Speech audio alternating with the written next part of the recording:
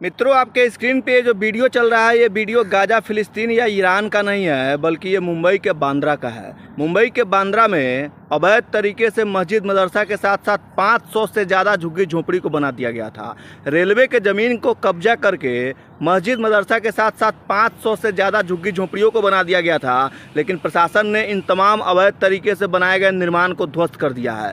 जब प्रशासन अपना काम करने के लिए पहुंचती है तो वहां का पत्थरबाज गैंग पुलिस प्रशासन के ऊपर पत्थरबाजी शुरू कर देता है, लेकिन प्रशासन की टीम तमाम पत्थरबाजों को चिन्हित करती है और उन सबों को घर से खींच करके उन सबों को अंजाम तक पहुंचाया जा रहा है। लेकिन ज़रा सोचिए मेरे भाई, हमारे देश में न जाने कितने ऐसे जगह हैं जहां पे अवैध तरीके से निर्माण खड़ा कर दिया गया है। जब पुलिस प्रशासन की टीम पहुंचती है उस अवैध तरीके के निर्माण को खाली करवाने के लिए, तो पत्थरबाज गैंग पत्थरबाजी शुरू कर देता है और पुलिस प्रशासन के ऊपर पत्थरबाजी की जाती है, जिसके बाद पुलिस प्रशासन भी एक्शन लेता है और तमाम पत्थरबाजों को चिन्हित करके उसको घर से खींच करके उसके अंजाम तक पहुंचाना शुरू कर देता है। ये तस्वीर मुंबई के बांद्रा का है। मुंबई के बांद्रा में अवैध तरीके से रेलवे के ज़मीन पे अवैध अतिक्रमण को बना लिया गया था। प्रशासन ने अल्टीमेटम दिया था, लेकिन जब प्रशासन का डंडा चलता है, प्रशासन का बुलडोजर चलता है, तो तमाम अवैध तरीके से बनाए गए मस्जिद मदरसा और 500 से ज़्यादा झुग्गी झोंपड़ियों को ध्वस्त कर दिया जाता है। हमारे देश में अगर चिन्हित किया जाए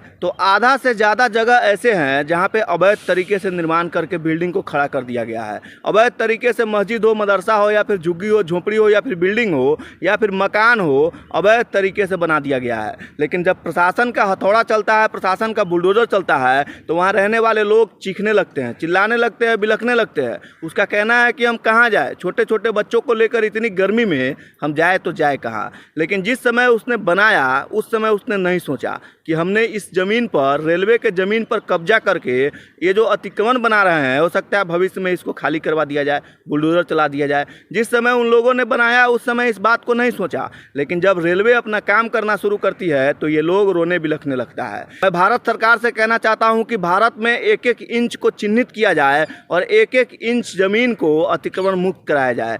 जो भी लोग सरकारी ज़मीन पर कब्जा करके मकान, दुकान, मस्जिद, मदरसा बना रखा है, उस तमाम चीज़ों पर बुलडोजर चलाओ और सब को ध्वस्त कर दो। ये लोग जो है मुंबई के बांद्रा में जिन लोगों के घर पे बुलडोजर चला है, इसमें से आधा से ज़्यादा बांग्लादेशी है। ये अवैध तरीके से रह रहे बांग्लादेशी जो कि भारत में अवैध तरीके से घुसा है और यहाँ घुस करके अपना मकान, दुकान सब कुछ बना रखा है।